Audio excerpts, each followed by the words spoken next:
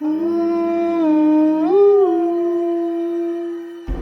ansiedade não existe. É isso mesmo que você ouviu. Meu nome é Rafael Livramento e eu vou explicar para você o que as pessoas não te contam sobre a ansiedade.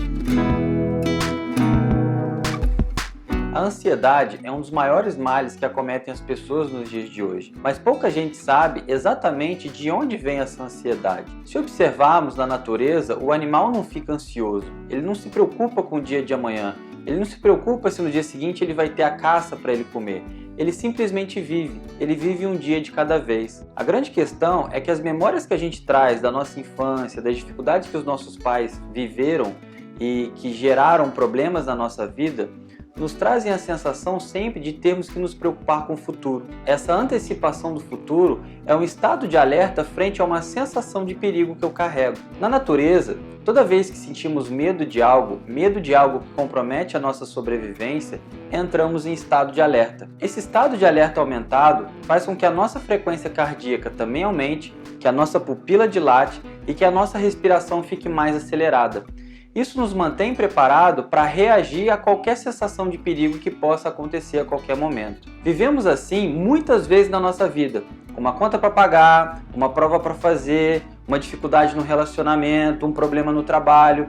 Tudo isso ativa a nossa sensação de sobrevivência como se o inimigo estivesse na nossa frente. Quando vivemos constantemente dessa maneira, temos a impressão de estar em estado de alerta constante, o que nos traz essa sensação de ansiedade. Quando vivemos constantemente com essa sensação de perigo, podemos resumir isso biologicamente em uma palavra: medo. O medo é aquilo que nos deixa ansioso frente a algo que eu interpreto como um perigo. E como que nós podemos traduzir isso em termos biológicos no nosso comportamento? Um órgão que, alterado, pode nos trazer comportamentos de ansiedade é a glândula tireoide. No corpo, a tireoide tem a função de controlar a velocidade do metabolismo, que frente a um perigo é aquela que vai falar se a gente reage mais rápido ou mais devagar frente a esse predador que nos ameaça.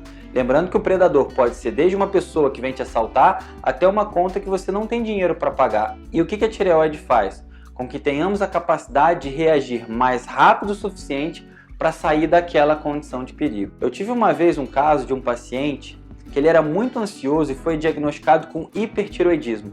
E qual era a história desse senhor? Ele estava passeando na rua com o seu neto e o neto soltou da mão dele.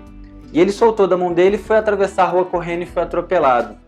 Então, o que aconteceu na história desse senhor? Ele não foi rápido o suficiente para retirar aquele neto daquela situação que levou ao atropelamento dele. Então, como nessa situação ele não foi rápido o suficiente, após isso ele começou a ser rápido, que dava para ele exatamente esse comportamento ansioso. É como se ele guardasse a memória: se eu for mais rápido a partir de agora, eu não tenho mais perigo, não tem perigo da minha cria ser ameaçada. Então a tireoide sempre vai estar ligada a essa noção de tempo. Quanto mais rápido eu for, mais chance de sobrevivência eu tenho.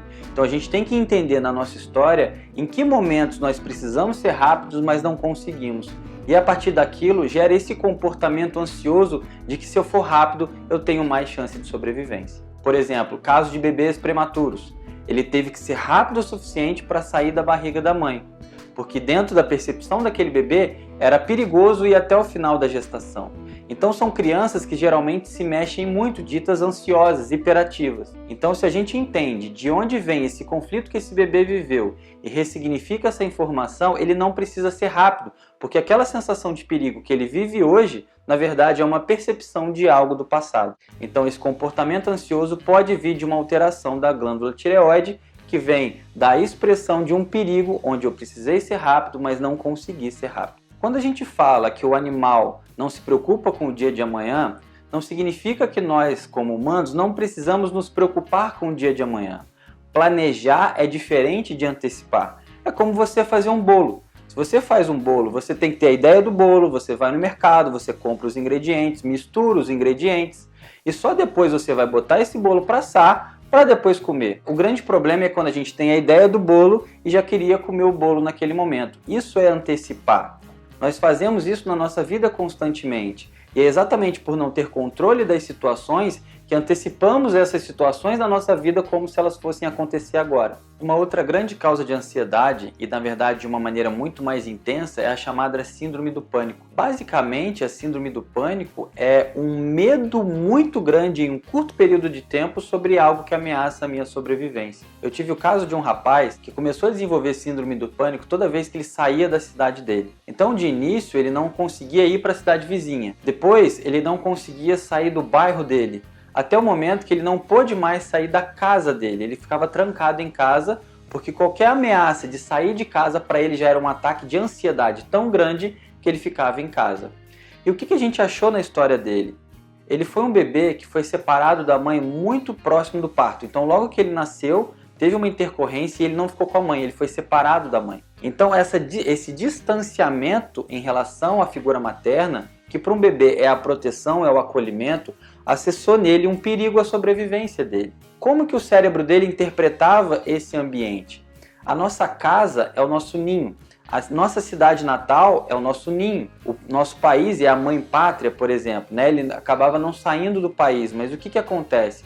Toda vez que ele se distanciava da casa, que ele se distanciava da cidade, para o cérebro dele, que lá atrás remetia à memória do bebê, é como se ele estivesse se afastando da mãe que garantia a sobrevivência dele. Então, como que a gente trabalhou? A gente ressignificou isso, porque para o bebê dele foi difícil. Para um bebê ficar longe da mãe era perigoso, mas hoje ele sair de casa e ele sair da própria cidade não comprometia a sobrevivência, porque ele como adulto já tem capacidade de se defender. Não é toda a síndrome do pânico que tem essa história. O que a gente precisa é entender a história que cada um viveu, o medo que cada um viveu, para quê? Para ressignificar essa noção de proteção e de sobrevivência que ativa o nosso estado de alerta constante. Uma outra forma de entender a nossa ansiedade é através da análise do nosso hemisfério cerebral. Você pode entender isso melhor no vídeo que eu já gravei para você sobre a lateralidade. Os homens canhotos e as mulheres destras, eles têm atuação sobre o hemisfério cerebral esquerdo, que é controlado pelo estrogênio. Então, quando eu vivo um impacto dentro do que a gente chama de território feminino, o meu nível de estrogênio baixa e eu fico com um aumento relativo da testosterona, que é o hormônio sexual masculino. Quando eu tenho um aumento da testosterona, isso me dá um comportamento mais ansioso, mais maníaco, dentro do que a gente fala da síndrome maníaca depressiva, que é basicamente um controle que o nosso cérebro tem. O que é a síndrome maníaca depressiva? Ela não necessariamente é patológica. Eu posso em alguns momentos estar mais maníaco, com a capacidade de ação maior, e às vezes mais depressivo, com uma capacidade de observação maior. Isso se torna patológico quando eu fico oscilando demais nos extremos desses dois comportamentos. Mas, Rafael, aonde a minha ansiedade se encaixa dentro de tudo que você explicou? Também não sei. O que a gente precisa é olhar para a sua história, identificar pontos que, para você, a sobrevivência foi ameaçada, que você viveu certas situações como um perigo. Só assim a gente consegue ver que pontos a gente precisa ressignificar para trazer para o seu cérebro a informação de que lá atrás era um perigo, mas que agora está tudo bem. E aí a ansiedade e esse estado de alerta não tem mais função de existir. Esse é o vídeo de hoje. Se você gostou, deixa aqui o seu comentário, compartilhe esse vídeo com quem você acredita que possa se interessar, porque a ansiedade tem cura sim. A gente só precisa entender quais são os gatilhos da nossa história que fazem com que a gente se mantenha nesse estado de alerta. A gente se vê no próximo vídeo.